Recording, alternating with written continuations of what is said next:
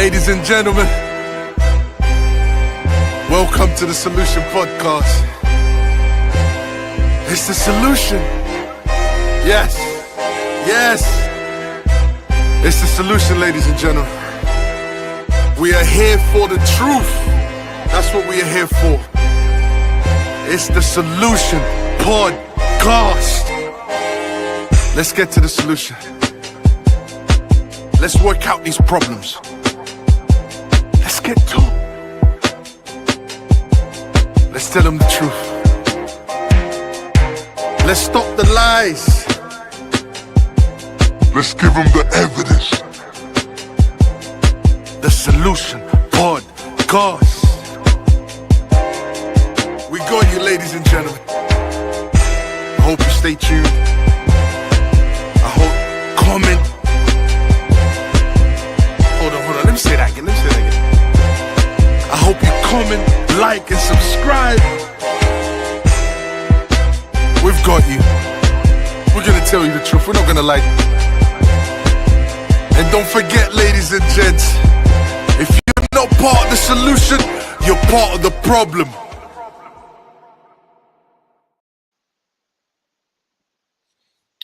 Welcome to the Solution Podcast, everyone. I have with me here. What's going on, bro? What's going on? Bro. How are you? Not complaining. JM here, and today we're going to be talking about immigration. This is the topic that has dominated mainstream media for the best part of the year, and it's a very important topic. And I have a few questions, bro, in regards to this topic, and I'm sure we're gonna do what we do here at Solution Podcast. We're gonna go deeper than most people out there talking about this topic. That's the thing about this podcast. This is what we like to do here. All right, okay, bro. Regarding this immigration topic, yeah. All right. First of all, what do you think about it? Before I even ask you anything, what do you think about it? Well, I mean, obviously, as my parents were economic migrants, they came to the UK. My dad came, I think, in the mid-60s from the Caribbean. Technically, an invited economic migrant. He was invited from his homeland in the Caribbean. So essentially, I don't have a problem with immigrants, because how can I have a problem with immigrants when, both of my parents are not born in this country, technically immigrant. So I don't have an issue with it, I don't have a problem. However, there's a couple of things that growing up here, there's a couple of things that I've seen that tell me that something is happening. I don't believe in chaos. I don't believe that chaos. I think there's such a thing as organized chaos. I don't believe that when you see things happening, and a very famous quote by a very famous politician, American politician, he said, "Nothing in politics happens by accident." So when I see chaos, and the government seems to be either encouraging the chaos or ignoring it, I know that this is by design. There's some reason behind it. So when I see people coming over in small boats and they've been allowed to come over, when I see people being literally put in the country with no infrastructure behind it, when you see, the infrastructure with regards to the things like the NHS being completely overrun to the point where there was a time when I used to be able to get an appointment. Now, last time I called my doctor, they actually said they don't take appointments anymore because of the influx of people. I mean, I think to myself, well, this isn't being organized. Over the last 10 to 15 years, I don't think there's been any. From the layman's term, it doesn't look organized, but the government are definitely, there has to be a reason behind it, and I've been trying to ponder what the reason was. My first reason was cheap labor, essentially. Mm, Multinational countries, multinational companies are the people. I mean, people talk about who runs the world, and without mm, getting into conspiracy, multinational companies, companies that have enormous power, they're the ones that have power when it comes to who gets elected in any given country. They fund politicians to the billions. They have tremendous power in who's elected. And I believe that a deal was struck between the multinational organizations and the political powers. Multinational organization is all about profit.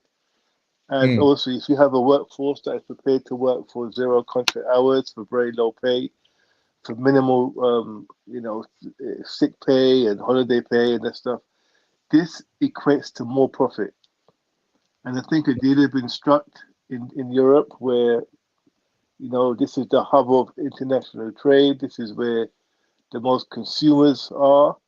We need a cheap labor force. Let's just allow people to come over and essentially be that underclass.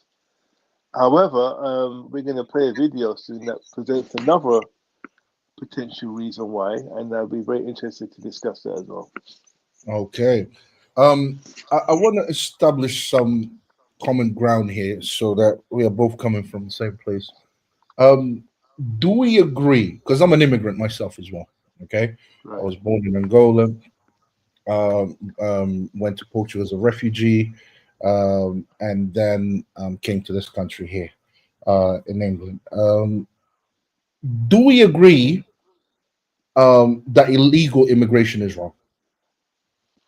I do think it's wrong. Nothing wrong with refugee people who are fleeing war-torn countries or persecution. Those are called refugees, and I think every civilized society should always make a home as a world family. We should be making home for people who are fleeing persecution and tyranny. However, so that's not illegal.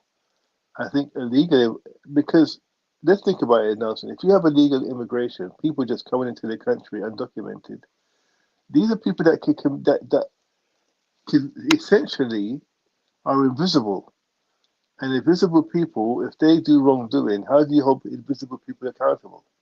Yeah, because they're not documented. Right. So yeah, I'm against it, 100%. Hassan says illegal immigration is good, but I think he's just trolling. Um, so we both agree that illegal immigration is wrong. I absolutely 100% agree, Yeah, and it is. I'll even go as far as saying that if that country doesn't want you, a country is not obliged. Yes, should they morally do so, extend, accept you as as a form of goodwill. Like, you know what, you go through this. We're going to give you some help. We're going to allow you to come in, but I will even go as far as saying that they don't have to. They don't have to do. They're not morally obligated to do so. If they do it, they do it out of the kindness of their hearts, and so on and so forth. But that's a moral issue. We can disagree. We can agree or disagree on that. But should they do it? No, not every country should do it. In my opinion, that's what I think. Um, Mm. uh, so, do we agree that illegal immigration is a problem in the UK currently? Okay, now that's a good question because also we're all manipulated by what we are told, regardless of whether we want to agree with it or not. If we're supposed to be angry about something, or the media will kick into drive and we'll get indoctrinated. However, I told you about my personal situation with trying to get an appointment to see the doctor. That Hmm. is not down. The fact that I can't see someone is not down to just the indigenous population growing. That is down to an influx of people where the infrastructure has not been prepared for such an increase. Okay, Okay. Yeah. So I'm not. This is not me just making stuff up. This is what things that I've seen, and I don't think infrastructure, housing, etc., has been prepared for. I mean, if you're having to clear out hotels Exactly, bro. to house people, that clearly shows that you haven't prepared, or you don't care. One of the two. Those either or. Either you don't care and you're just happy with the influx of people not being fully taken care of, or um, you do care, and this is some type of you have an agenda behind what you're doing. But it doesn't make sense for people to be. Look, there's a place in the Hyde Park Corner. If you drive around Hyde Park Corner, there's a strip of grass there. I mean, I was driving there the other day, and I saw the whole place lined with tents. What Tents the? all up and down Park Lane. Wow. I couldn't believe what I was seeing. Wow. Nothing. So I thought, clearly, There's a problem. there's a problem because we don't have the infrastructure. How can it be okay to have people in tents? So yeah, Mm. it is a problem. According to the stats, apparently in the year ending March 2025, there were 44,000 detected irregular arrivals, 14% more than in the previous year, and 86% of these arrived on small boats. And these are the ones that have been identified.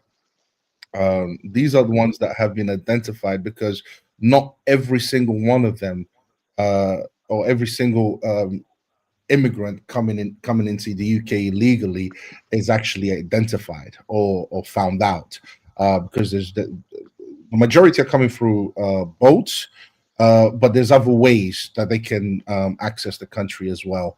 But the majority is definitely through boats. But that's just the ones that have been identified, which means potentially there could be more people coming in that are not being recorded.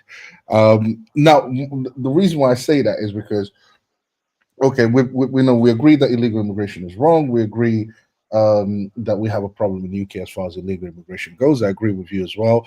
One of the hotels that I used to frequent, it's quite expensive actually, with my missus. I can't go there anymore because apparently it's been closed down and is now full of immigrants. It's housing loads of immigrants. In fact, if you go, I mean, I don't want to, but where I live, most of the hotels have been shut down, and most of the hotels are literally housing immigrants. That is the situation where I live. Now, why? My question now, the reason why I say that is to say this, is to ask this: why is Britain allowing this amount of illegal immigration to happen? Why are they doing this? But because to me, I believe that they are allowing this. I believe that if they wanted to put a stop to this, the government can put a stop to this. There's ways that they can go about putting a stop to this. So to me, obviously they are allowing this, and because I've got a pessimistic mindset, some people might say, well, basically, I don't trust what people say. I have to see evidence for it, or I don't trust what governments say. I usually think the reason why they're doing this is because there's an agenda. I don't believe, if Mike Tyson, if a child beats up Mike Tyson in his prime, I'm gonna have questions. How did that happen? To me, what I see is the powerful, which is the government, allowing these people to come in, and they are acting as if they are completely powerless, as if they can do nothing about it. This is happening. We are all seeing the effects of it, and yet they're doing nothing about it when they have the power to do something about it. Why? So to me, that proves that Britain is allowing this to happen on purpose. So why is Britain allowing this? Let's watch the video because I think I've given my perspective, and I want people to hear a new perspective, which I don't think I've heard before. Okay. I think it's worth discussing. The video that we spoke about. Is it the one of which one is it again? Sorry, bro. The clip I sent you of the David Icke, on the show, David Icke's brother. Yeah, give me 1 second. Just give me 1 second. Yeah, just give me 1 Yeah, second. sure, no problem. All right.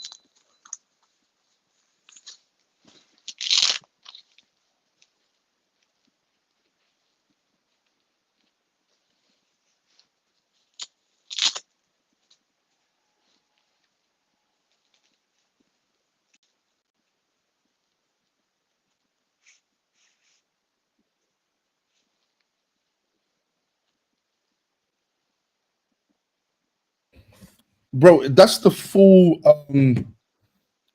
No, I sent Can you you a send it clip. to me? Can you send it to me again? Yeah, sure. Isn't that the? So the one I sent you was a clip. If you look at it, it's actually just a clip. Because I've watched the full live. I can send it to you again, no problem. Yeah, send it to me again.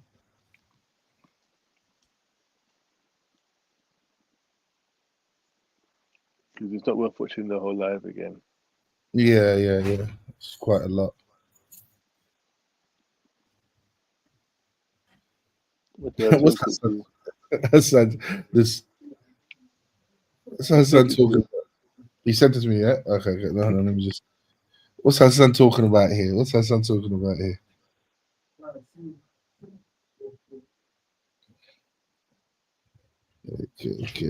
Okay. Let me just load this up. Let me see. I've got holidays coming up. Can't wait.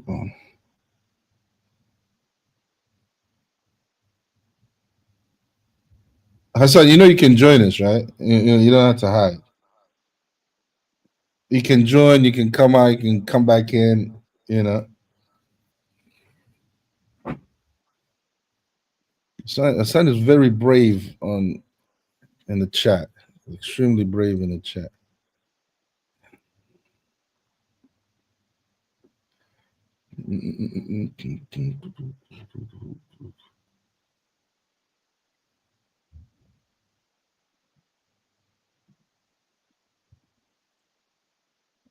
Okay.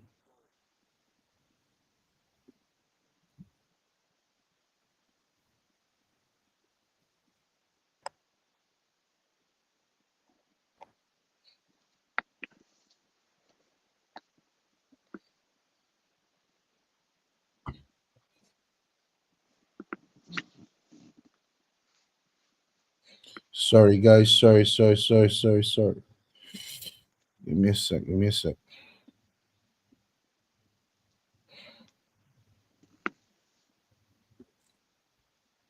Pause that.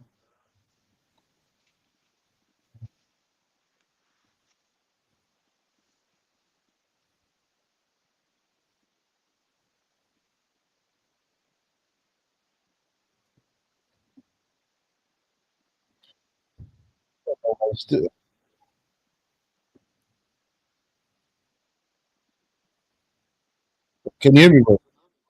Yeah. I don't know what's going on here. Hold on a second. Hold on a second. Hold on. Where's Hassan when you need him, huh?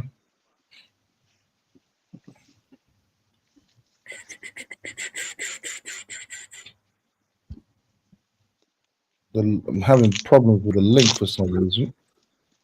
Oh, yeah? Yeah, I'm not sure why. There's Hassan.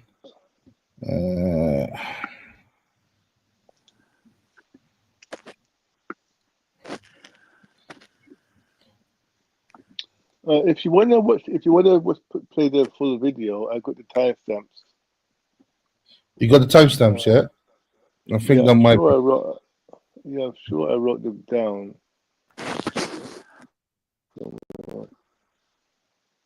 Not sure it's doing that.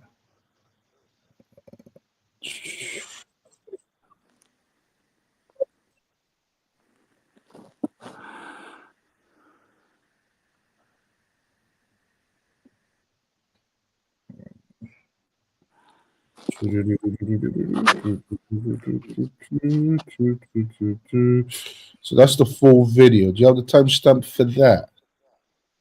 I wrote it down somewhere.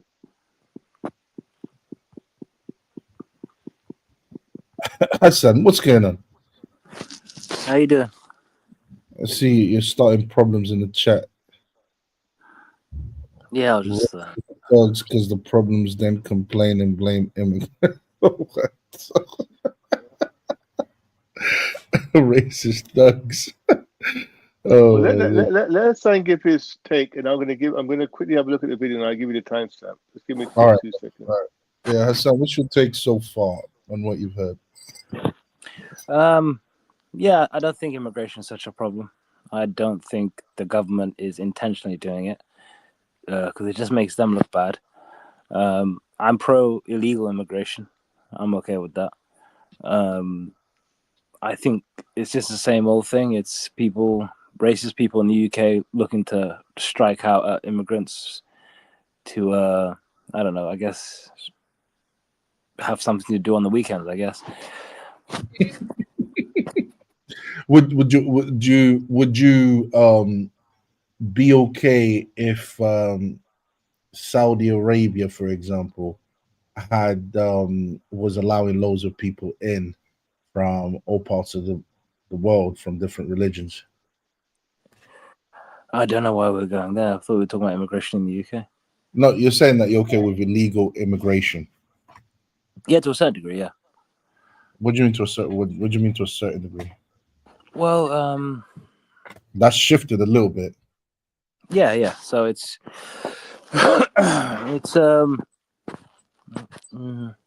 yeah.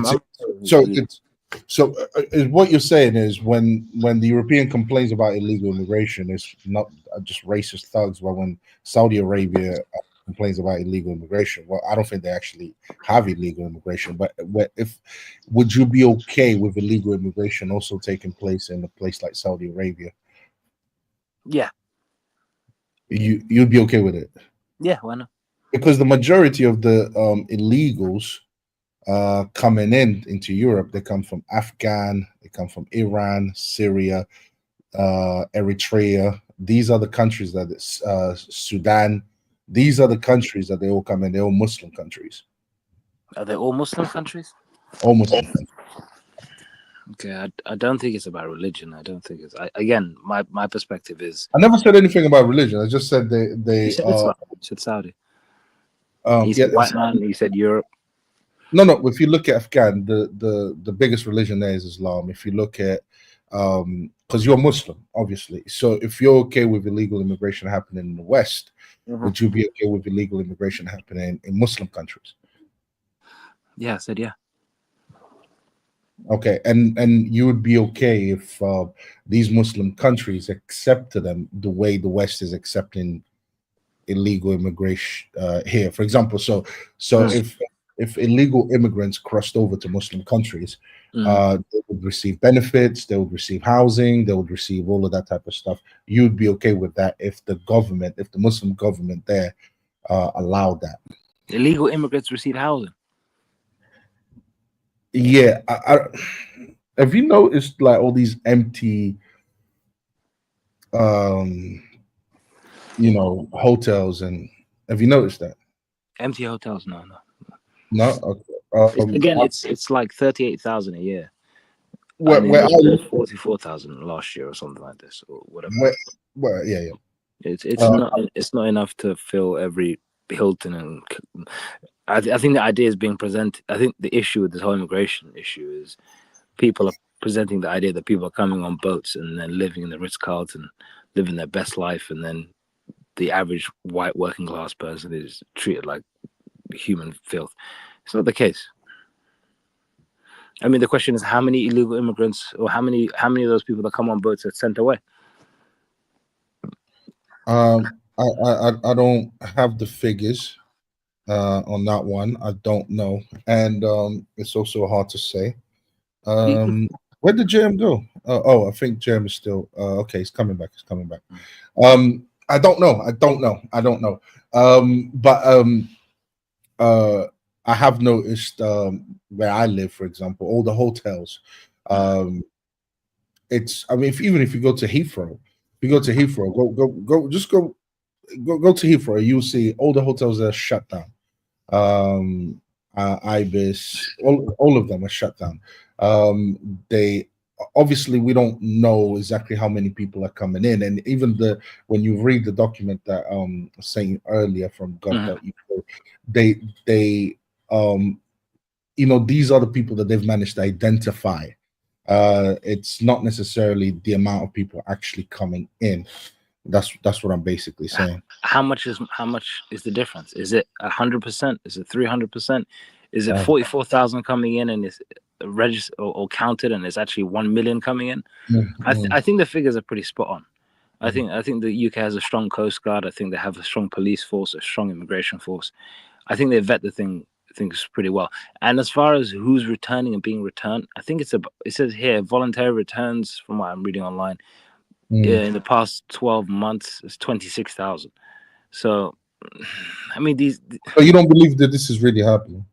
I believe it is happening, and it is a fact. You're right, it is happening. And again, as I mentioned in the chat, it's a part of it is leaving Brexit. A part of it is leaving the EU, and through the Brexit process of not having appropriate deals set up where you can negotiate how you return migrants in the fastest way that benefits your economy, like they did before they left Brexit. Because this was an issue in 2016, 2017, 2018, 2019. It only became an issue in the last couple of years because the EU has said, this is your problem, you deal with it now. People come onto your shores, that's your problem because you don't negotiate with us anymore. And that's my frustration. It's the same mindless racist thugs that were trying to burn people alive in hotels last year, and now are the same ones that wanted to leave the EU because Britain is better outside and they're consistently the I'll be blunt. Actually, I won't be blunt.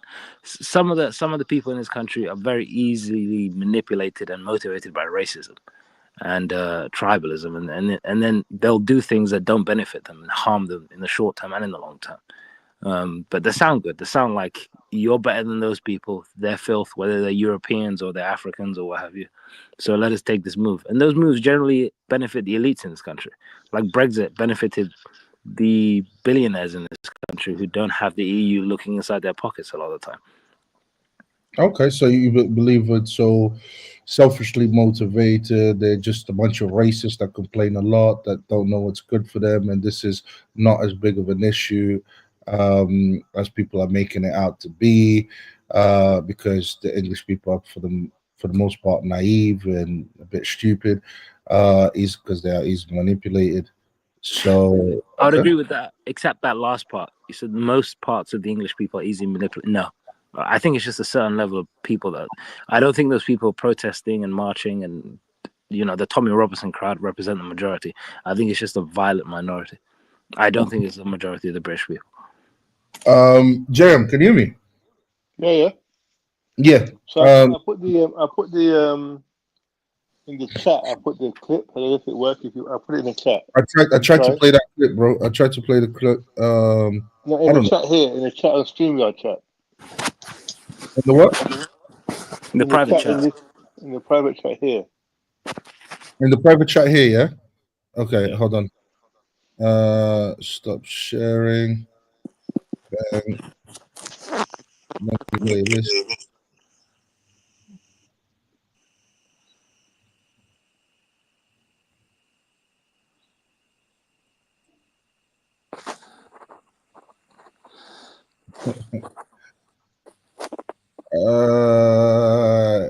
It's not. This is madness.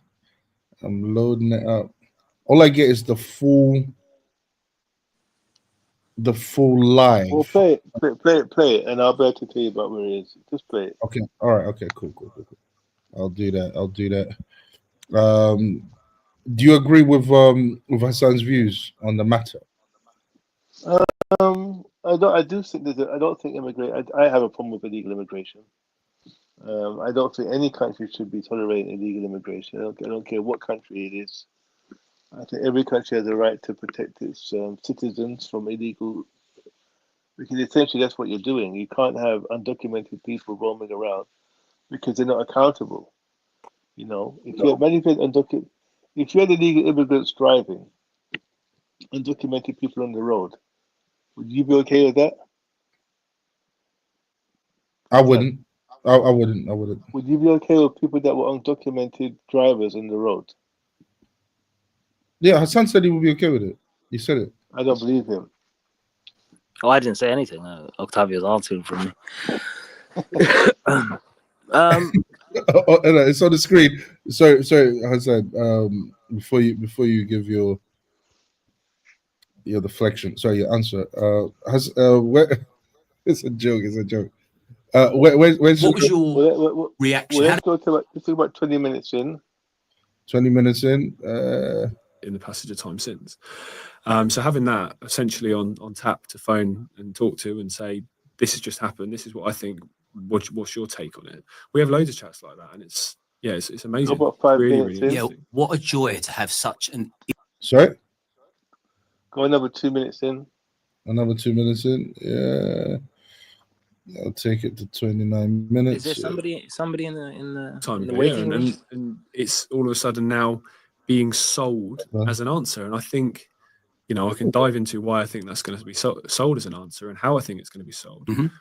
I think what's happened with if you were trying to destroy a country, let's just take Okay, the UK, from for here example, on. you wouldn't From get here much Hello. been done in the last Okay. 15 years. Yeah, From it's a here job on, well Nelson, done so far. this is It really is, and Starmer's doing his best to accelerate it. We've got Just someone waiting. Everyone And, okay? hello. Hello, Chief. So- Can you hear me? I can hear you now. Is How'd my you say audio that? okay? Do we need to higher, lower? No, you're absolutely fine. What's your name? Bear? It's a weird name. You can just say Bear. Bear, yeah, is that all right? Welcome to Solution Podcast, mate. Before we play this video, what's your position on this immigration issue? So for me personally, it's a case of it should be clamped down upon, but I also believe it should be a case-by-case basis. But what we are dealing with is mass immigration, right? Illegal mass immigration, right? Oh yeah, no, definitely, and it would be very easy as well to spot out who is not fleeing for like a legitimate reason. And why do you think the government is allowing this to happen? Because to me, they are allowing it to happen. They have all the power, and they can definitely protect the borders. I mean, they have the military. They have naval. It's like, why are they allowing this to happen? I would say personally that they're allowing this to happen to keep the lower working jobs at such a low rate that it wouldn't affect the overall economy. Oh, I see. That's a lot of people are saying this. I don't completely buy it. I really don't. All right, hold on a second, guys. Jim. Yeah, play. Okay. If you want to destroy a country, you destroy the safety of people on the streets, you open the borders, you overwhelm the healthcare system, you let people get unhealthy and fat, you destroy the food supply, destroy the water supply, and you make education obsolete. Well, they've ticked all the above. By losing control of the borders, what you've done, because the natural demographic on the right of centre, if you like, the people that are very much, patriotic, want the government to be as small as possible, the influence they have over your lives to be as little as possible. You get on with it, free trade, open market, capitalist type society. They would have opposed digital IDs. Don't like that. It's intrusive. I don't need it. I don't want it. They would impose, the CCTV everywhere. They would oppose biometric security, all those things that we're seeing right now. They would oppose it all. So you lose control of the borders. And one of the big arguments is we don't know who's here. We don't know where they've come from. We don't know what they did back home. We don't know anything about these people. There's people running around the streets in all the cities, and we don't know who they are. We need digital ID because we need to know who everyone is. All of a sudden, those people that would have opposed it are now going, don't like it, but if it solves that problem, I can get on board with it. And what happened a week or so ago, the Brit card or Britannia card reform come out and announce, which is digital ID. Yeah, exactly what digital ID is. The Brit card. What's your views on reform and Farage? I think they are the system's acceptable alternative. I don't think they're an alternative. Is that what's really going on? So, I mean, it's an interesting concept, and it goes into what this very old method of bringing in new things into society, which is called, the old word was ordo ab chaos, and which is what actually is on the some US documentation going way back. Yeah, Hold on to that. order out of chaos. Yeah. Order, okay, or project or problem. Yeah, basically what it is that A they problem solution, a problem. yeah. Yeah. So A basically, problem, reaction, there you and go. solution. So you So- create the problem, you control the reaction, and then you offer the solution. Right. So that's what he's talking about there. By the way, he's saying so the chaos is the so-called influx of immigrants, undocumented particularly, and then out of that chaos, you're going to have order, where you're going to have the people who are against it. The type of people that are against it are usually the type of people that are against, big government. They're against people being surveilled all the time, cameras everywhere, digital ID. They tried it with COVID, by the way, and it didn't work. The digital ID, they did try it already, and it didn't work. I think this is the future, is digital ID. So his argument is that if you have people that are basically, you're going to scare the population into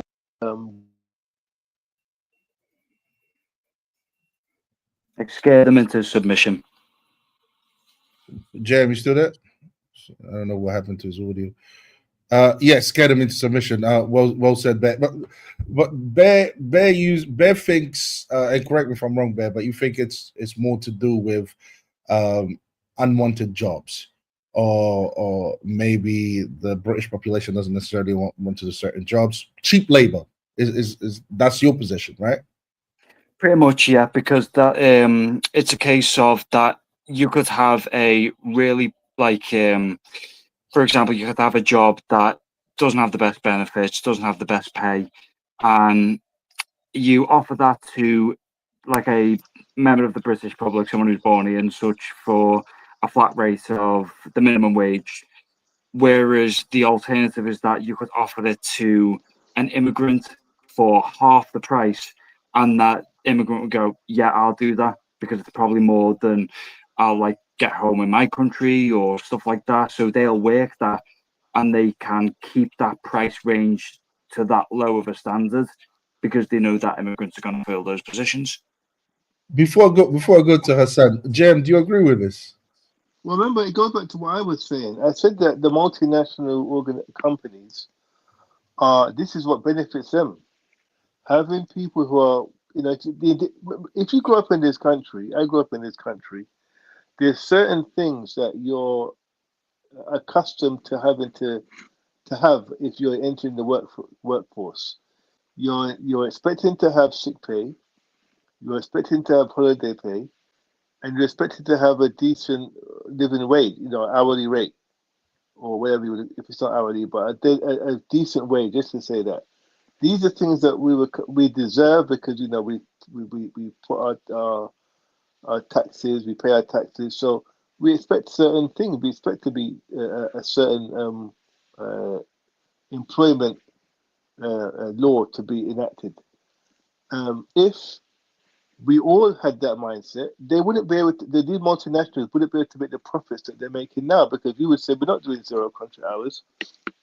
We want our sick pay, we want our maternity pay, even you've got paternity pay now. We want our benefits. If versus people that will come and say, I don't need any of that, I don't really want any of that. I'm prepared to work for the lowest amount of money, as the guy was just saying. The lowest amount of money. I don't need the benefits. I don't even need I mean, if you've got people that are prepared to work without even a contract, they're liable to be treated anyhow. So, of course, it's going to benefit the multinational companies to have people in their workforce that are like that. And I believe those are the people that are benefiting directly from having these people here who are not the infrastructure as it caters for. Because who's doing all that? Who's doing all the deliveries? Who's doing all the Just Eats and Deliveroo and Uber and all this kind of stuff? Who's in all the Amazon warehouses? Who's picking all the fruit? Who's doing all the cleaning? I mean, it's not stupid. But if you're in a major city, you can just look around. You can see the demographic that is doing that, and I believe this is what these multinational companies want because it increases their profits, and they're the ones that fund governments. They fund the people in power. So there's been a handshake between the two of them and said, look, we'll get you in power, but we want a certain amount of cheap labor. And you're only going to get that cheap labor by importing it in. Hassan, do you agree with this theory? No, Okay. I think it's a very romantic tale, and and makes for great science fiction. But I don't think it's the case. I don't think immigration is that bad. I think the powers that be have all that they really need to have already to monitor our movements and pretty much dictate what we do and we don't do. The C-19 pandemic period of 2020 and 2021 or whatever was a great indication of they did what they wanted to do and they did it, and many people were taking injections without even thinking twice about it, and the general public were willing to police each other and condemn each other for not taking these actions rather than the state enforcing it or encroaching and having some sort of martial law in place, and they shut down everything. So the idea that the government needs more control, they have everything that they already need to have. You have, for example, the CIA closing down a lot of its facilities back in 2009, 2010, when Facebook became available, because people were willing to just share their location and who they're with and what they're doing and where they're going and everything, you name it. The average man and woman are easy to monitor and placate like cattle and easy to manipulate. So the idea that they need more, I think they have enough. Secondly, sorry. besides delivery jobs and the catering industry, I guess, there aren't many examples because it is illegal to pay somebody half the minimum wage. These corporations face many fines, and there are unions in place, and there are great legal systems in this country to protect workers' rights, whether they be legal or illegal. It can't be the case that the rights of the people will be stripped away, but then again the state is overcrouching its position. It's one or the other. The numbers are, there is not mass immigration, because mass seems to be a very vague and subjective number. There is a lot of immigration coming through the on boats and irregularly, as it was Muslim countries. Yeah. Yeah, coming in, but a lot of them are leaving, whether it be 29,000 last year voluntarily and about 8,000 forcefully. I think it's just another distraction that the elites use in this country to just not necessarily prove the point, Hassan, though, the fact that people are elite. So I think they need a steady flow to replenish. So that kind of goes with what we're saying. So hold on. JM, can I just ask you a question on that? Mm-hmm. If that's the case, then if the reason why they allowing this mass immigration to basically take place, if that is the case, then why are the British people upset about this? If the British people are so up their own, I will not do this job. I will not lower myself to be a cleaner. I would not lower myself to figure. Why are the British people complaining if they're not willing to do these jobs, and the government is allowing people from foreign countries who are willing to do these jobs, and these multinational companies are more than happy to hire them. If that is the case, then what the government is doing, the British public should be happy about this. They should be happy that the government is bringing in people that will do the jobs that they don't want to do. Okay, do you want me to answer that? Hold on. And if the problem, and before I said, I actually wanted to ask Bear. Well, you were talking first, but yeah, you can answer that. That's all right. Ben can go. I can come after. But yeah, because the thing is, if documentation is a problem, then all the government has to do is basically legalize them, or sort out the documentation, right? If that is the issue, what do you think there?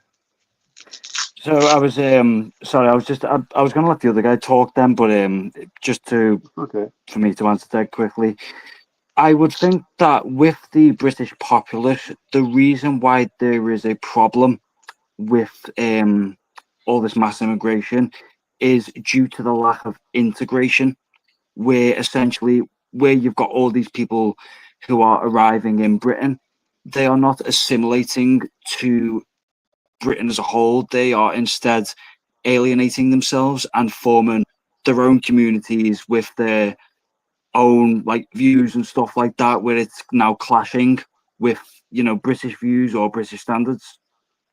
But isn't and Jam, I need you. But doesn't Yeah. integration take some time? Doesn't integration? No one is going to come in and completely fully integrate. And plus, we have the problem with secularism. Secularism champions people to have their own religion, to practice their own religion, to even though you have to obey the law of the country, but secularism allows for people to practice their own religion. Um, and to and in a sense it allows them to be themselves within, but this is something that secularism allows, so I don't see the problem. Plus integration takes some time. No one integrates immediately. It will take years in some cases, but this is what secularism allows for. It allows for people to come in and be themselves, so to speak, practice their own religion, speak their own language, all of that. It's like when we're talking about integrating, what exactly are we saying here? Integrate to what level? So I was going to say then you are completely correct in the fact that integration, it doesn't happen immediately. It does take time.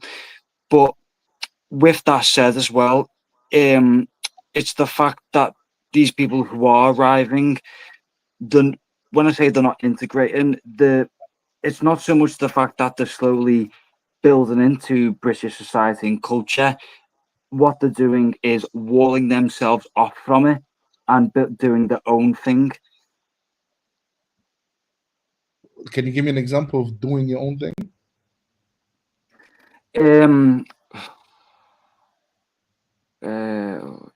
Well, right, Because there's a few, but I don't know the best way to word it. they're coming in illegally, right? They're being housed in these huge hotels. All right. And this is being done by the government.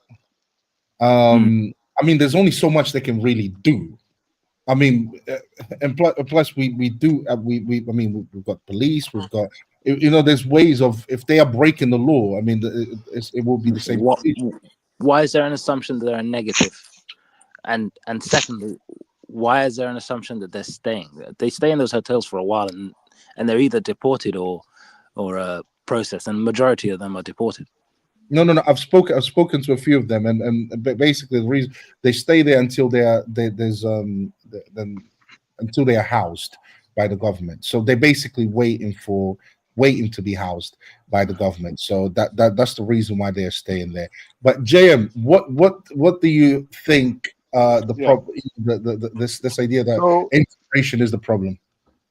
So I think we need to be clear that I mentioned before about my parents came as immigrants in the 60s, or my dad's 60s, my mom later.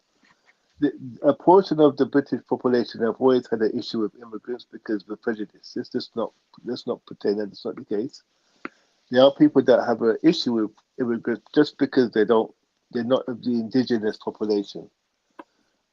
We know that is the case because we've seen evidence of that, of people literally just targeting people, not knowing even their background, is assuming that they're immigrants. So we can't ignore the fact that there's always going to be an element of that when it comes to people having an issue with immigration. I'm not saying that's the total reason why, but you asked me some of the reasons why some will have a problem, and that's the reason why. However, in terms of integration, the integration part, I mean, I could see the argument because, if people, I mean, okay, so what is integration? I don't think integration means you have to, do exactly the same thing as everyone else. But there has to be a level of tolerance on both sides and harmony. You can't have. There has to be a belief system that is, congruent to the peace of the land. You can't have what, for example. I mean, this is going to touch a couple of nerves now, but I don't mind. If there's a certain view about male and female relationships, and there's a kind of a standard there about how men should treat women and women should treat men, and how family structure looks and how family. And if there's a standard, and there has been like a standard morality around that or standard way, and people come who have a completely different view, then that's going to cause conflict, isn't it? That's going to cause a problem because people are not going to agree with a perceived mistreatment of a woman, for example. Most people in this country would have an idea that women are free to kind of live their lives without being controlled, and unfortunately in other cultures there's an element of control that women have to deal with in other parts of the world. If you decide to come to this country, then you have to abandon that way of thinking, in my opinion, because it's not conducive to the well-being of the land, because that's not the culture. The prominent culture is not to do that. So I'm happy to say that's the reason why potentially some people would be hesitant, because they're afraid that certain customs may be introduced or exercised here that go against the common norm. Could I add on to that dead quick? Yeah. So I understand, when it comes to integration, I'm not asking for people to strip their identity completely, because all my grandparents were immigrants. It's Right. more of a case of it's just, you can keep your culture and everything else that you brought with you from your homeland. It's just a case of adapting and fitting into your new land, in a sense. But why doesn't sorry, Hassan, I want you to chime in on this as well. But why doesn't, because to me I don't think that's a problem of the immigrant, because I think that's secularism. We allow for this to happen. We allow for, they don't have to integrate. Where does it say secularism that they have to integrate to? What values should they be integrate? If they are not breaking the law, what values should they necessarily integrate to? This is what I'm confused about. What is it that they should be into? If I'm not breaking the law and I have my own religion, I have my own beliefs, I'm allowed to raise my family according to what I believe in. As a Catholic, I'm Catholic.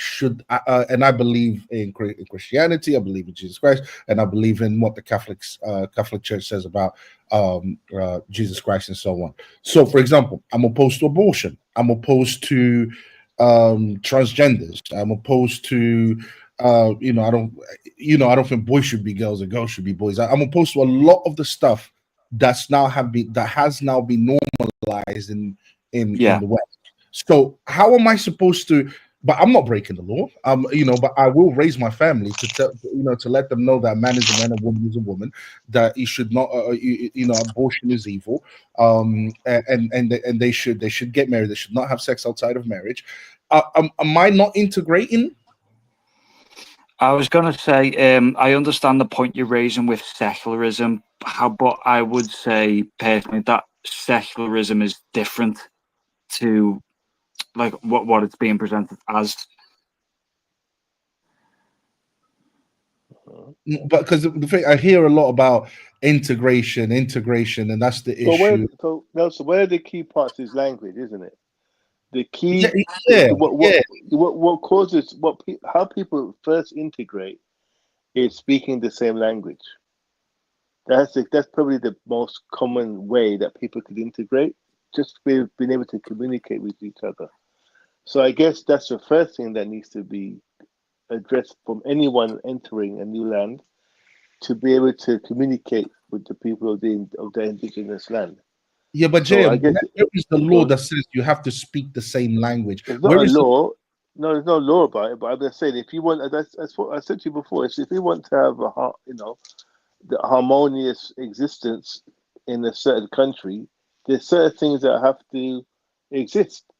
And one of them, I believe, has to be speaking the same language. I think I mean, if I went to China, I would endeavor to try and learn Mandarin so I can assimilate and,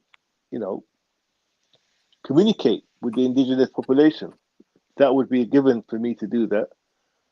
And potentially some people have been hesitant in doing that, but they've come over here, and that potentially could be a barrier to integration. But if Am I I'm wrong not for saying required, that? I mean, common sense. but if I'm not required to, JM, and if I'm not required to, and I'm able to function normally, okay, and exist within the society, what's the problem? But the problem is that some people won't like it. You asked the question. Yeah, but you asked the question, why do some people have a problem? And we're given this is one of the reasons why.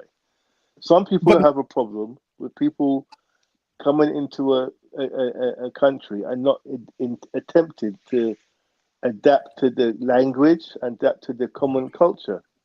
Right. I would say that you should make an effort to speak the local language, but you shouldn't be prosecuted or criminalized because you don't speak the language.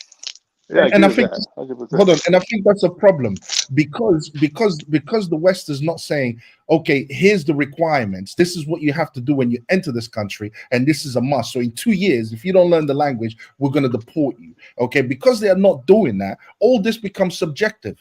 Because if the person can come in and function in the West without having to learn the language, I don't care if you like it or don't like it. The country allows me to do that. So because there's this gray area where the government is not being absolutely and completely clear, crystal clear about what does it mean to integrate into the society and doesn't enforce it by law, is what we have in this. I don't care what Tom, Dick, and Harry, whether they like me being a Catholic or not. All right. If I'm not breaking any laws, mate, leave me alone. Okay. You don't like the fact that I don't speak the language. So the reason why let's just put all the cards on the table. The reason why, and if you speak to the people that have an issue, one thing that keeps coming up again and again is obviously the sexual element of a potential group of young men coming who have no respect for women, and then potentially causing harm and damage to women over here.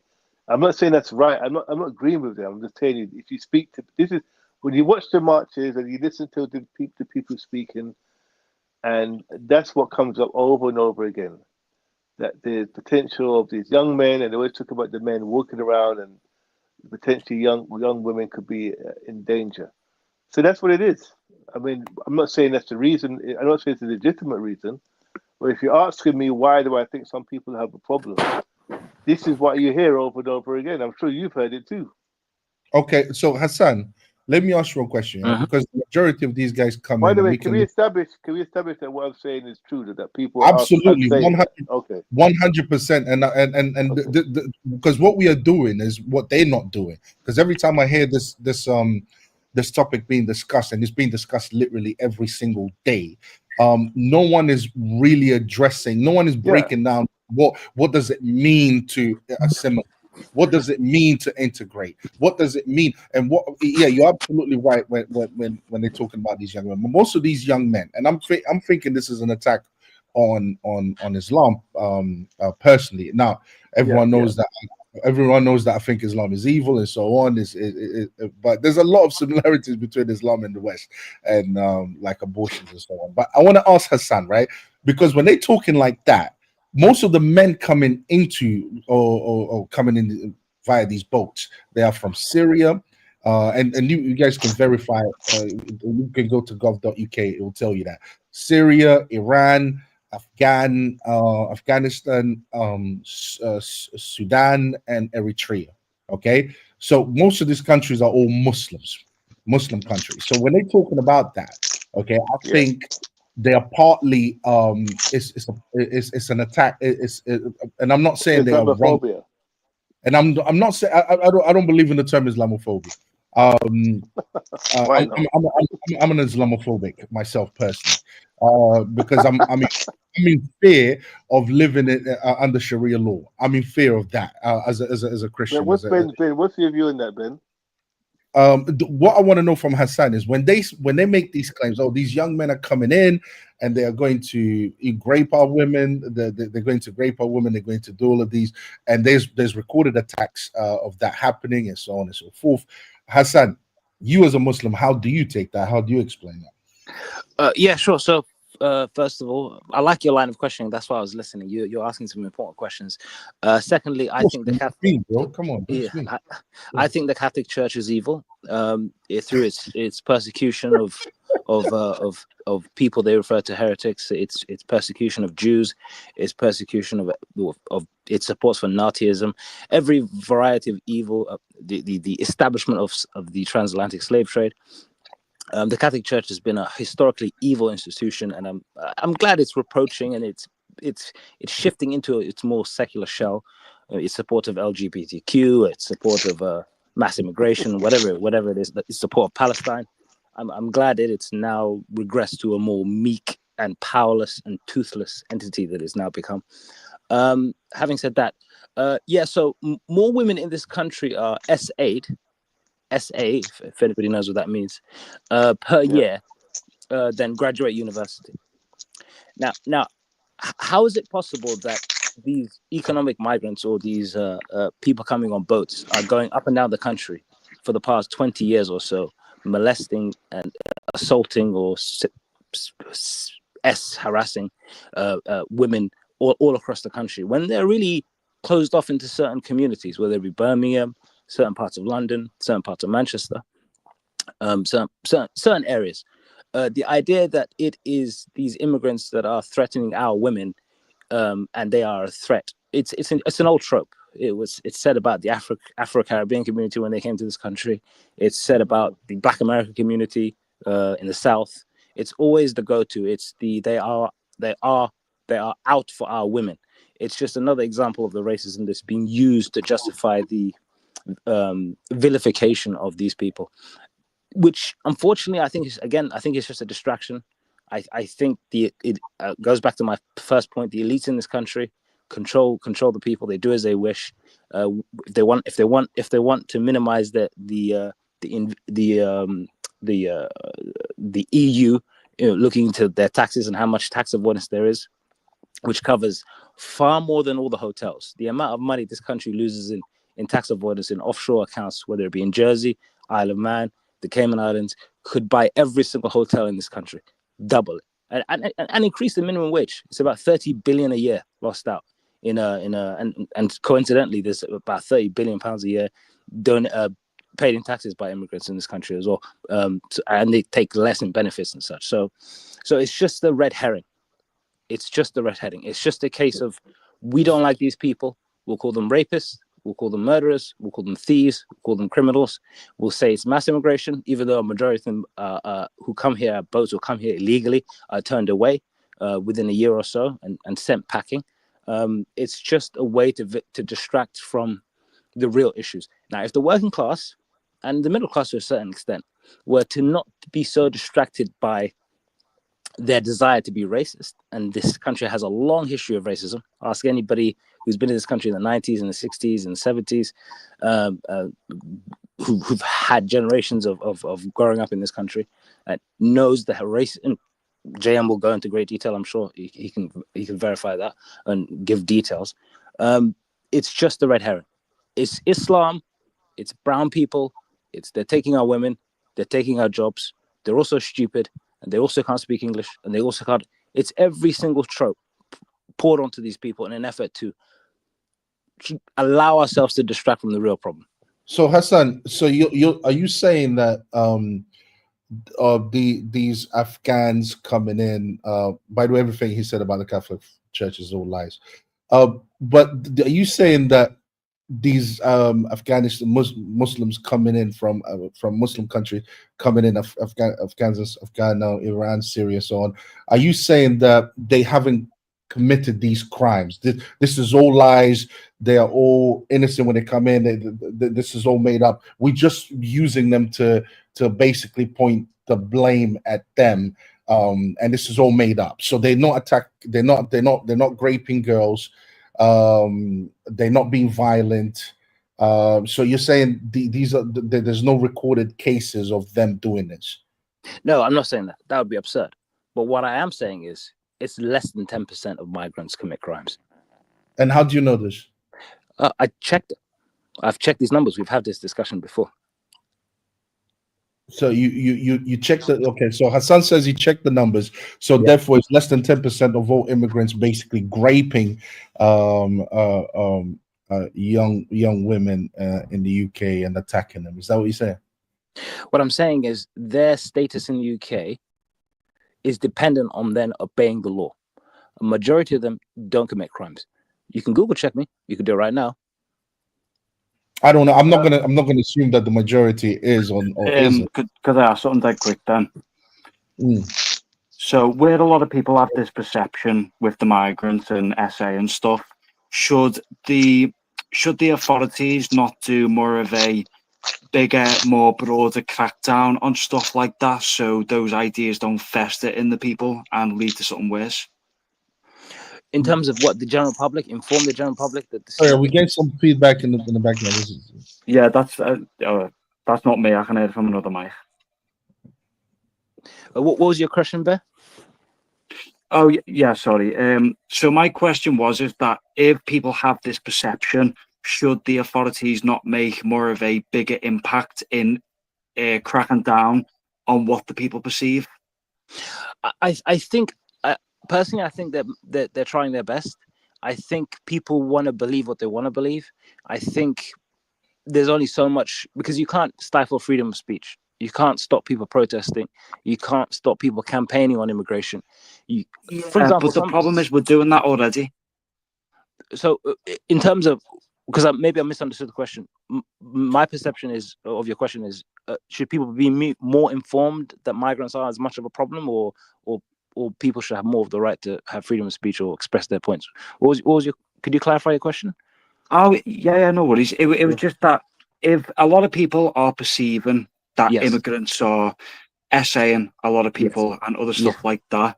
Yes. With the authorities not taking action on these specific cases that make the headlines, because they're not taking action and prosecuting them into the way that the people want, the people are going to think that they're going to think it's a bigger problem and it's going to fester and boil over.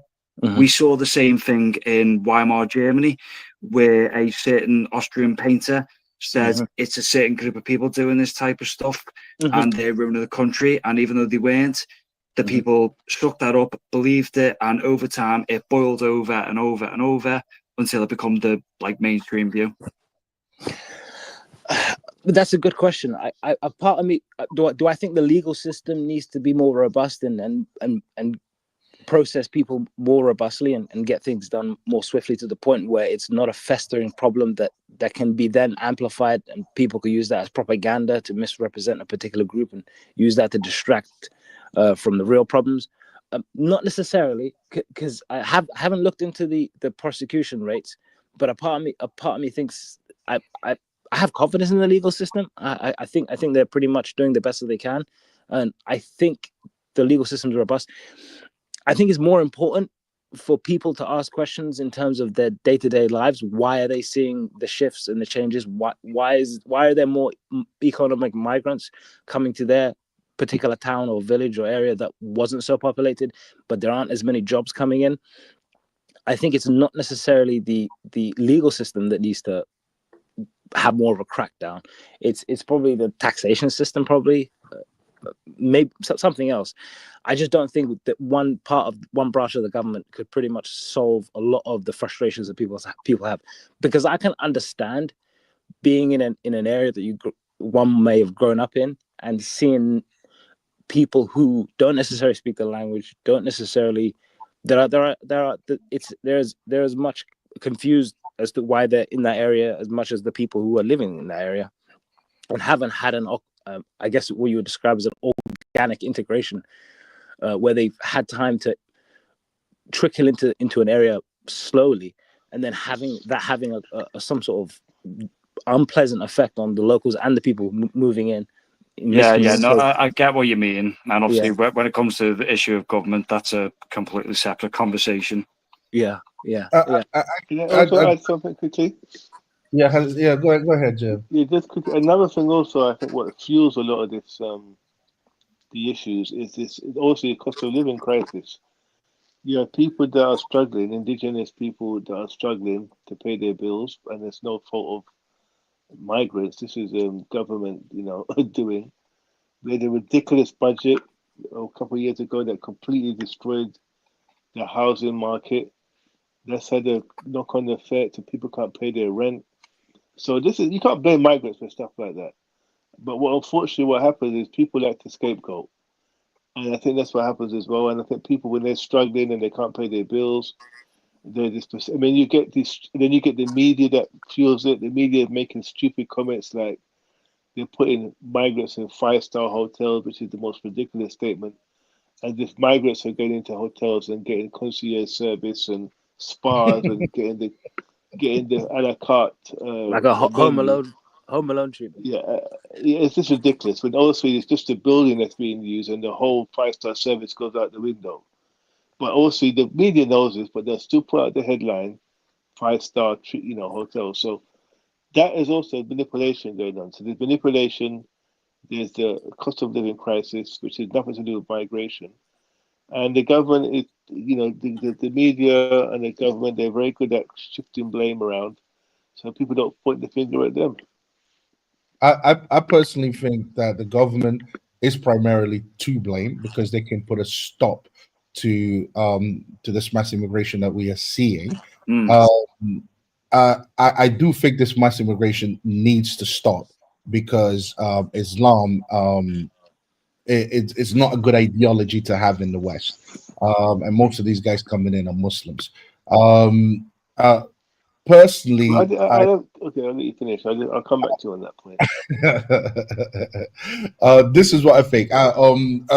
Now, when I look at the West, the reason why I blame primarily the government is because the government are the ones in power and they're the ones who can put a stop to this. But then again, when I look at secularism, which teaches Britain to kill its own babies for abortion, and to the point where they're not even reproducing themselves enough to replace themselves.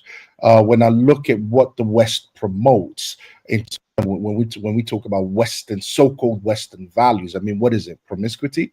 What is it? Breaking down the nuclear family. What is it? What are the Western values?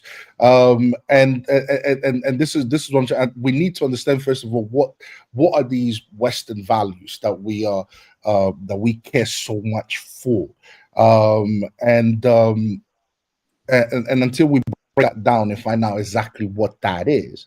Now, for example, the reason why I would have a problem with Muslims is because they have these beliefs in, for example, if you insult a prophet, you're going to get killed, or But the thing is, but then again, that's what secularism allows for. It allows them to practice their religion, and if this is what they believe in, I mean, either you get rid of secularism and you start, giving some rules and regulations, the secularism has to be modified. It has to be changed somehow, because if a person is willing to, if I'm a Muslim and I come to your country and you give me freedom of religion, which you don't get too much in Islamic countries, and I'm allowed to practice my religion, and this is what I believe in. Now, if you insult my prophet, I have to kill you. If this is my belief and I'm allowed to practice disbelief here in this country, even if I don't kill you, I'm going to threaten you in a certain type of way. I'm going to do something in order to stop you from insulting what I believe in. So so the problem is with secularism allowing this. Secularism allows all of this type of stuff, and that doesn't want to take responsibility. This is my issue with secularism. They are allowing this to happen. They're allowing these men to come in. And of course, if they're going to come in, you know, they practice what they believe in. You know, where is the law that says you're not allowed to practice what you believe in? Where is the law? Whether it be how to conduct family affairs, most Muslims are going to conduct their family affairs according to their religion. You know, when it comes to marriage, when it comes to dating, the preference was always, the religion will always come first instead of the law of the country. Yeah, that's why religion has to evolve along society. Sorry? I was going to say that's why you have to have religion to evolve alongside society. I mean, I don't personally agree. I don't personally agree with that, because then you lose the religion. The thing is, what you have to do is you have to inform yourself. You have to see whether religion is compatible with whatever it is that you believe in. For example, one of the things a lot of Westerners probably don't know this, but Islam allows abortion because they believe that the ensoulment only happens 120 days after. So that's one of the things you guys have in common. It's like what I'm basically saying is, until secularism changes, until secularism starts actually you know, stating what their values are, what they actually believe in, what they're willing to tolerate, because you can't tolerate everything. So if you can't tolerate everything, can you please say what you are willing to tolerate or not willing to tolerate? Because if someone can come in and your religion is not necessarily compatible with theirs, they're going to prefer their religion over what it is that you believe in. But secularism allows Islam to be practiced and to be respected and so on and so forth. Yeah, go ahead. Can I ask you a question, Octavio? I think Jem was next, right? I'd really like to go, because I've heard Islam being mentioned quite a few times. No, go ahead. Because the majority of the guys coming in, they're from Muslim countries. You're talking about the total migration? No, I'm talking about the illegal immigrants, according to gov.uk. The majority of illegal immigrants coming in, they're coming in from Afghanistan, Syria, Iran. They're coming in from all these countries, Sudan, and they're coming in from Eritrea. So these are all Muslim countries. So that's the majority. Okay, so Eritrea is not a Muslim country; it's a Christian country. Iranians, most of them are secular and leave Islam by the majority. They're the largest ex-Muslim community in the world comes from Iranians. Even then, that number isn't fair. It's not fair to refer to that number of people who are coming to the country as mass migration. Again, you quoted 44,000, 36,000 of them leave voluntarily within the year.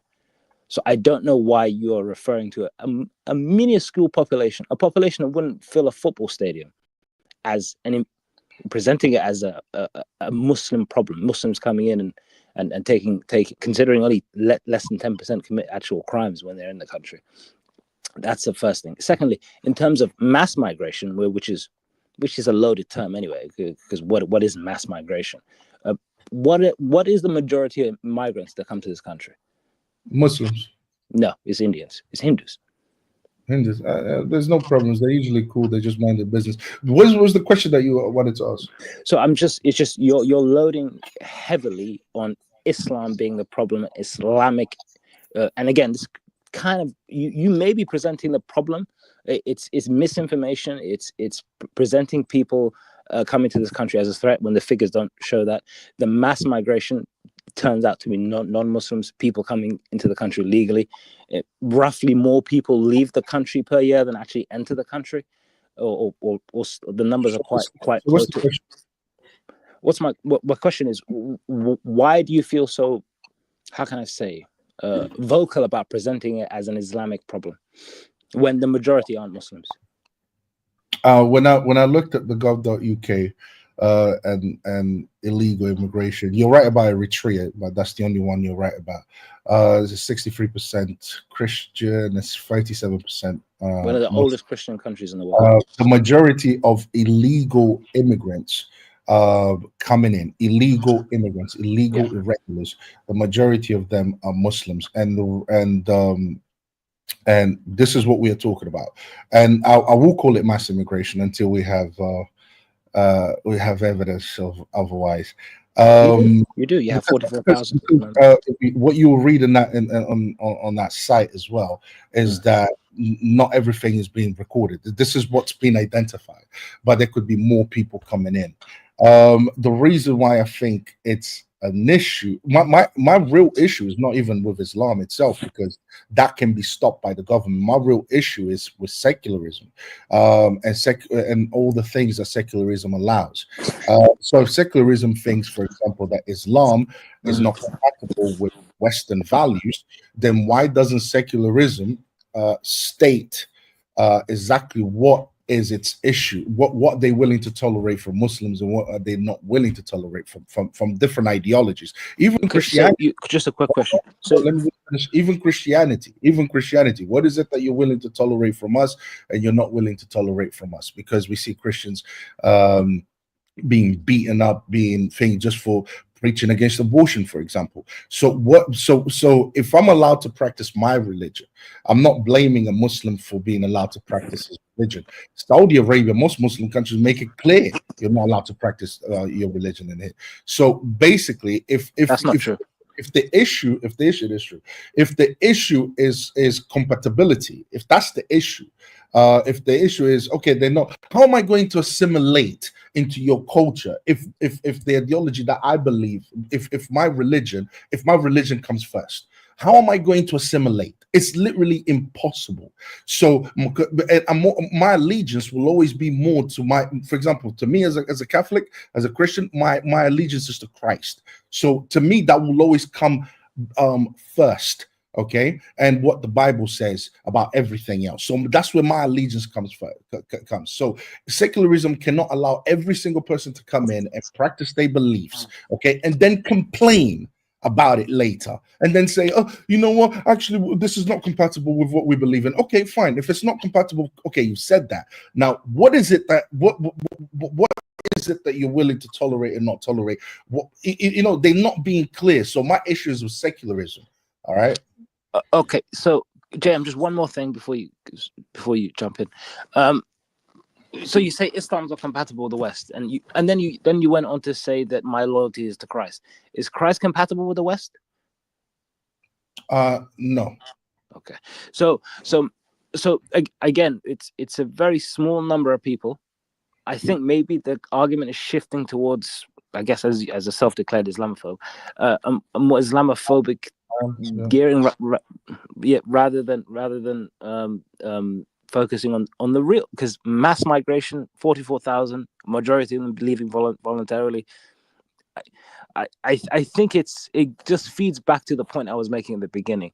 It's fueled by racism, xenophobia, a desire to despise the other, present the other as being somewhat less than or dangerous or not to be trusted. JM's point of the large corporations it's true. A healthy labor force, a large labor force is always better than a minute labor force, and having more access to labor is better than having limited access to labor, and being able to negotiate because the supply is so high it is a positive, and that's focuses more on the point of mass migration in the UK as a whole, which is, as you know, largely Indian. I think second is Ukrainian, but then they're more on UN, the emergency visas and such, and then a lot of them are economic migrants. India being the number one economic migrants in this country, the Indians, and having access to and I know a lot of Indians who've told me that they come here because they'll get offered a better salary, but the salary and going back to the H1B1 situation back earlier this year, having a large labor force that you can take advantage of, which pretty much presents JM's point as being far more valid rather than people actually coming in masses from Islamic countries and them being a threat to the locals. No, hold on, guys. Just before you guys come in, where did they go? Yeah, I think he cut out, unfortunately. Okay. It was good to have him on anyway. But what I'm basically, what we're talking about different reasons that are given for what's going on. So we touched on cheap labor. We touched on the lack of compatibility, the lack of assimilation. That's what we are talking about. We are exploring all the different reasons that are given to why this is to why this is happening, to why people are saying this is a problem. This is what we're looking at. So it's not me just focusing on one thing. It's me focusing on a variety of reasons that are given for what's going on is going on. Yes, Jay. Yeah, interesting convo. I haven't got long to go myself. I'm going to wrap it up in a minute. But yeah, I think the Islam side of things. I mean, I'll be honest with you. I don't think some of these guys are even radicalizing in regard. I think you probably might need to have more radical Muslims born here than these guys coming over in the boats. If I'm honest with you, I think practicing religion is. Yeah, I actually believe that. I think them becoming some kind of practicing and diligent Muslim, and it's not in their mind when they come over. Obviously, they come from the culture. So I think this whole fear of Islam and the rise of Islam with migrants is a lot of absolute rubbish. As I said, I think the concern is part prejudice. And the guy was right when they took the integration issue, which I can understand. But I do think that there is a push for it. I think that there's definitely people that have a labor force in mind, a very cheap labor force in mind. They have no rights. They would have no rights. I think that's the way forward. And I think it's almost a conditioning going on where they're saying, look, you better lower your standards because we've got these guys here that are happy to work for with hardly any rights and for lower wages, and you better get with the program. I really think there's a whole conspiracy behind all of this, a very big conspiracy, and it's quite a deep one. And I think the clip that we showed is part of it too. Yeah, I agree with that 100%. I agree. I think there's a bigger plan in motion. I think the agenda is much bigger than what we believe in. I think it's satanic in nature. Personally, that's what I believe in. So yeah, that's what I would say in regards to what's going on. Of course, the populace is trying to make sense of what they can make sense of, but that's not the the final goal or what they actually have in mind, because I do not believe that all of this is happening in a vacuum. All of this is happening out of nowhere. This is happening because it was planned out to happen in the way it's happening. So this is what I believe in. Just one other thing too. Again, when we talk about why people have an issue, we can't forget the fraud of the Great Replacement Theory. And this bro, I wrote this down. I wrote it down. Which is a racist. I won't even use prejudice. It's a blatantly racist hoax based on a French author who was an open racist.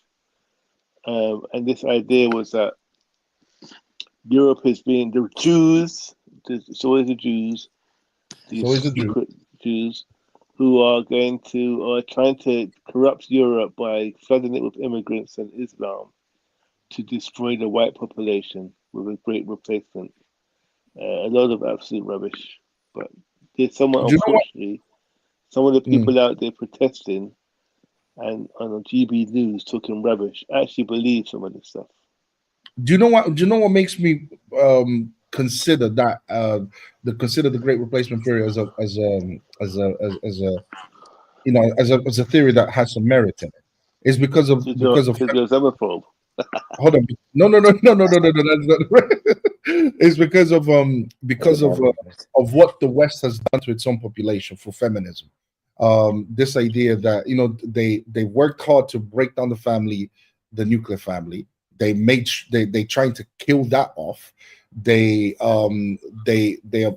legalized abortion. So now we've got 250 or 67,000 British babies are aborted every single year in the UK, the United Kingdom, right? And this is worldwide, by the way, as well. So to me, these things that they've implemented for feminism, is literally to destroy the nuclear family and so on. And one can see, if you're not even producing families, if you're not producing enough people to replace yourselves, one can see why you would need kind of illegal immigration. Immigration to increase, because it helps the workforce. So I do believe that this is what makes me look at that theory as, what, there is merit to it, because of what feminism has done, and because we've seen the results, the consequences. The consequences is no one is producing families anymore. The population is declining. This is all facts. So who's going to take over? I think open up the borders, right? I think we all agree. Sorry, Octavio, you finished or did you? No, you interrupted me, so. Anyways, yeah, go ahead, bro. Because we actually had a good discussion. I'm gonna listen back to this. Yeah, go ahead, bro. I was just joking. So we all agree. It seems like it's a top-down engineered outcome. It's Yes, not by chance. I think JM agrees with that as well. I think that's his main point. Yeah. Now, Yeah, Octavio. Yeah. Okay, so I think Octavio may lean towards the stripping the world of Christian values being the objective. I think JM leans towards the more wealthy corporations using people like chess pieces, placing them where it suits them. I lean towards where JM sees it, because religion ultimately. You look at Donald Trump. Look at some of his largest donors since he came into office. They're mainly Muslims and Zionists. The idea that the religious elite are or religion is the main player in today's society, I don't think it's true. I think it's just money and resources and power and global elites, because you'll see certain Muslim nations supporting civil war in Sudan, certain Muslim nations supporting Zionism in Israel, certain Muslim nations opposing it, certain Christians supporting it. So it's who's who, what's what. Ultimately, follow the money is a better trend than follow the religion. And I remember having a discussion with someone about the congestion charge in London and how there's a lot of, and there are many charges. So there's the low emission zone, there's congestion charge, all these other charges for driving into London. And I remember the person was telling me that these measures were put into place maybe 20 years ago now, maybe a little bit more than that. And then from there onwards, London gaining a lot of construction and development. And then now going on to the next couple of years from now, no diesel or no petrol within the city. Those new measures being put into place, and looking back, it seems like London, as a case study, has been presented as the global elites investment hub, where people park their money. The city is fashioned as a host for an international community, because you can go to certain areas of London and the people don't speak English very well, but they're immensely wealthy and they own an immense amount of the property. And you can go to certain areas of London where historically British, white, English owned institutions are owned completely by, whether it be Russian or Chinese or Qatari or Kuwaiti or whoever. And the certain parts of the city are being made for an international community, and finance being the objective. That's where I lean more to. I lean more to the idea that it is a global elite using the masses for, whether it be the political elite and the financial elite, shaking hands, trading with one another. Can I ask you a question, bro? Making. Do you believe in? Sorry, bro. I was going to round it off. The Qatar World Cup is the perfect example. Qatar is a very small country. It doesn't need to be hosting the world. It doesn't need to spend 20 billion on a 4-week event. I think it was about 4 weeks or whatever, right? Maybe less than that. And especially considering the majority of their population doesn't really play football. There is no international. The Qatar doesn't make the World Cup ever. They do it to host events, to network with other global, and to present themselves as a global player. And then from there, since the World Cup, the amount of influence Qatar has had on the United States, the UK, and some of the decisions that you're seeing now, whether it be the idea of recognizing Palestine as an official state from the UK, it's not by coincidence that Qatar is funding a lot of infrastructure and pledging hundreds of billions to the UK, and also on the other hand, recognizing certain of Qatar's interests. Same with Donald Trump, 1.4 trillion, I think, donated or pledged under Trump's presidency by certain Middle Eastern nations. They're going to want their share for that. They're going to want their back end and what they want for that. Where does the average person fit into that? Where does the average voter doesn't have 1.23 trillion, 1.4 trillion to invest directly to the Trump's infrastructure and projects and plans? They don't. They just go and vote. They have one man, one vote, pay their taxes. And the taxes don't seem to be enough because the government's in great deficit. So again, I lean directly towards the idea that it's the global elites versus the average man for what a particular end. And religion, race, whatever, none of that matters. Do you believe in Islam? Yes. Do you believe that Islam speaks? Sorry, say that again. I coughed. Do you believe that Islam speaks the truth? Now your question was, do you believe that Islam speaks the truth? Is that your question? Yeah. Yeah. Okay. Do you believe that there will be a judgment day? Yeah. Do you believe in the existence of a God? Yeah. Okay. And you think all of that has any relevance at all? In terms of? Just in terms of having relevance or being relevant. To who though? Huh?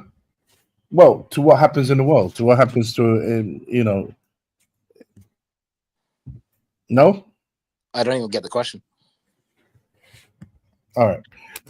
What is the Dajjal, according to you? It's the Antichrist. Can you describe what the Dajjal looks like? He's a man. And? Got one eye. It has one eye. Physical disability, yeah. He has a physical disability and he has one eye. Mm. Have you seen this one eye being popularized in the media, in the movies and music in the Western world? I'm in bed right now with my hand over my eye. So you have. I've seen documentaries. I've stayed up late in my early 20s and my late teens watching YouTube conspiracy theories about Beyonce putting a hand over her eye and Jay-Z putting a hand over her eye and so Lady Gaga. So have you also seen the American currency, the dollar, the one eye in that currency as well? Have you seen the one eye above the pyramid? Above the pyramid. So you've seen that, right? Yeah. You've seen that. Okay. Do you think that means anything, or do you believe that to just be one big coincidence? I'm guessing your question is, do I think there is a global cabal? No, that's not my question. Okay. Because you admit that there's a global elite, but you think it's all to do with power and money when they already have power and money. What do you think the end goal is? It's just more power and more money? Yeah. And that is the end goal. What was Pharaoh's goal? What was Pharaoh's goal? Is to enter the afterlife. Pharaoh's goal was to be seen as God on earth and not to be defied by anyone. And then God shows up and says, hey, treat these people well. Let them go. Then he says, no. That wasn't Pharaoh's goal. Pharaoh's goal, he already saw himself as God on earth. What he wanted to do is enter in the afterlife as who he is, because he's a God. He's supposed to walk into the afterlife. So that Pharaoh's goal was just basically to transition from earth to heaven. That was his entire goal, because he was already God. So that was Pharaoh's goal. So it was spiritual in essence. His goal. It wasn't materialistic because he already had the power. He already had everything. So it was just a transition from one place to another. That's ultimately what his goal was. But anyways, The reason I guys, mentioned because I wanted to make my point. mm, Your interpretation I don't agree with because it doesn't cover the point that I wanted to make. Moses, which is the whole point of Pharaoh, why we know him and why he's considered to be a Dajjal of some sorts from the Islamic perspective, is that he sees himself as God on earth with absolute power. Well, no, actually just God, not even God on earth, whatever. He just sees himself as God. Moses defies his ruling by the command of God. Then there's conflict and what have you. The point I make that the reason I present that is his goal wasn't to bring about to summon a demon or anything like this. He already saw himself as God, and he already saw himself as good, and his will being done on earth in every capacity.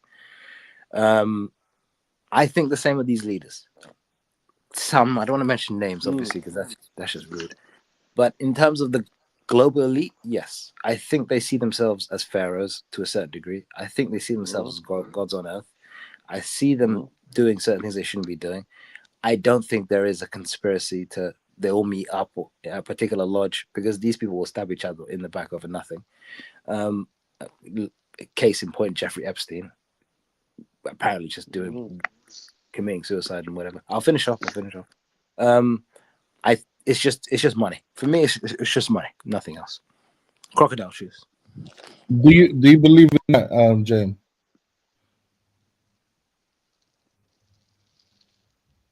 I think James has checked out. No, I don't believe. Let's give our last thoughts, and I'll address what you've addressed. It has nothing to do with money whatsoever. What has abortion got to do with money? Legalizing. It's a great live for the future. Yeah, it is. Jam, last thoughts? Yeah, I could chime in. So I do think that this is an order out of chaos situation. I do believe that this is a population is being introduced solely for the purpose of economic growth for the multinationals that are the kingmakers in most countries. That's why the government is not really concerned about the infrastructure that should be in place to deal with migrants. I mean, should be a standard thing.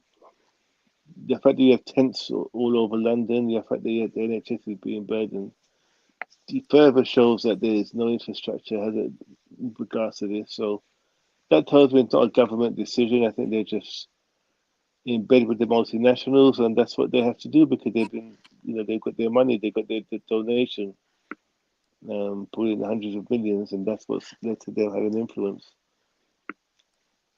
And I also do think that this applies to anyone, I think, if you're hoping to set up a new life somewhere, I do believe that you should have an understanding of the common customs and culture. And if it doesn't contravene your religious beliefs, I don't see why you can't partake in that and integrate as much as you can. Then the language is very important. And respect the laws and customs of other people. I think that should be a standard for anyone going anywhere, not just for people coming to this country. But English people going to anywhere, they should also do the same. That's my view, to be honest, guys. That's my view.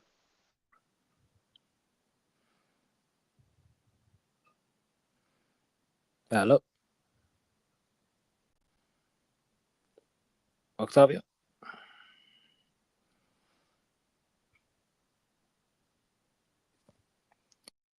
Hello. Guys, can you hear me? Yeah, I can hear you.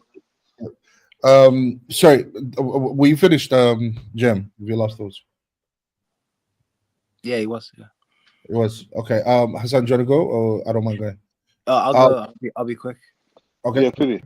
Yeah, sure. So, in terms of obeying the laws and the customs of the local land, and the culture, this is fair. This is fair. You could see it in the example of Prophet Muhammad sallallahu alaihi wasallam when some of his companions went to do hijrah or pilgrimage or to seek refuge in Ethiopia because they were being persecuted in Mecca. They respected the king. They were very clear with him, and they respected the customs and the laws and the culture. It is a part of Islam to obey the law of the land. So if you're not integrating to the point where you're obeying the law of the land and doing what you can to, not be a burden to the local community in one way or another, it is encouraged in Islam. So it's not Islamic to do as you wish in somebody else's country when you're the minority. You obey the law, and that, and unless it infringes on your own religious beliefs. Secondly, I don't know why this is happening again. Brexit was a joke. The country is poorer. It's in a worse situation because of Brexit. Nigel Farage should have been rejected then. As soon as it was, oh, by the way, I was lying. The NHS won't get £200 million a week or whatever the promise was.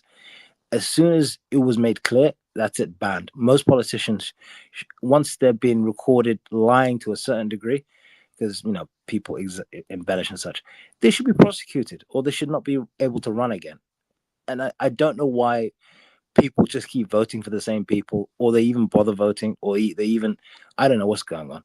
But people need to just stop thinking that the politicians really are. If you don't want, there should be mass protests in congestion charge, or not paying, stop burning down hotels. Just don't pay your taxes. Say we don't want to do this. We're not going to pay our taxes, because that's a proper revolt.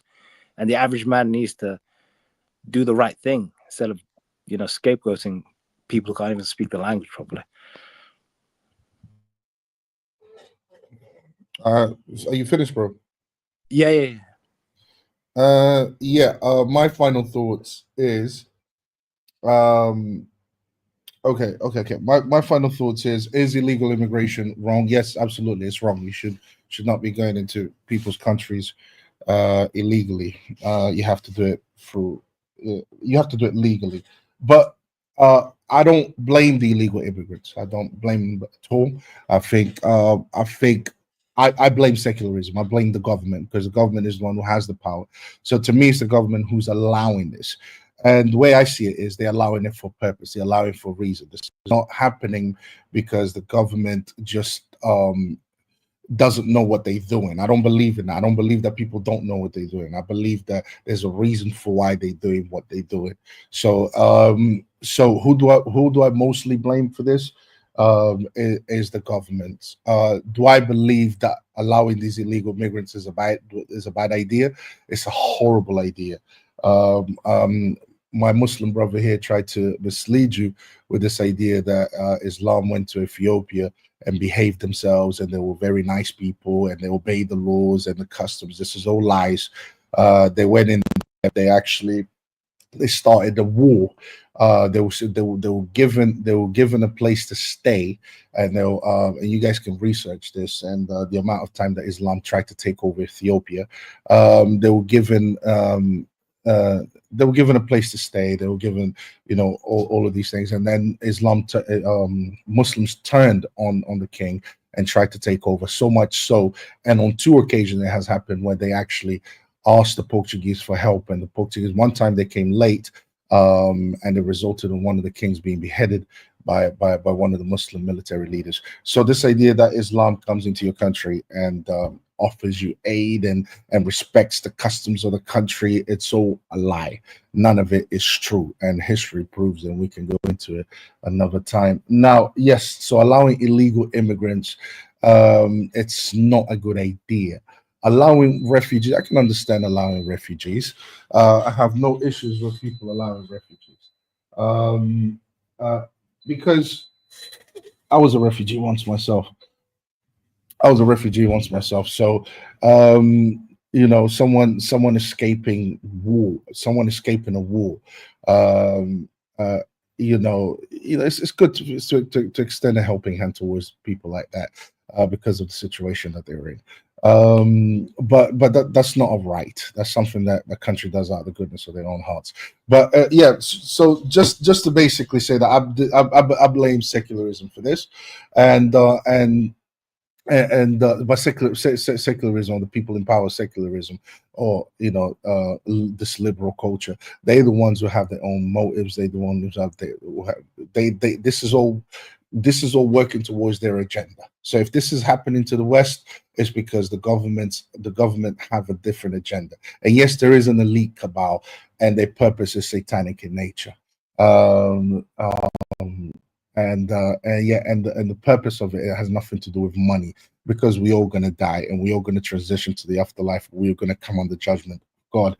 So if you think these guys who are in power, who already have all the money in the world, who already have everything that anyone could possibly wish for, if you think what they're interested in is just more Bugattis that they have already driven and more women that they already have, then you are very, very naive. They're interested in things like how to escape God's judgment, eternal life. That's their next little step. That's what they really want. And yeah, do they regard themselves as gods? Yes, but are they gods? No, because they're going to die and they're going to enter into judgment. So their purpose is much more deeper. Anyways, that's my last thoughts, guys. I appreciate everyone joining us. What's his name? The Bear Guy. I appreciate him as well. Shouts to everyone who is watching the show. Shouts to Hassan. Shouts to JM. And yeah, hope you enjoy the show. And we're gonna call it a day. Peace.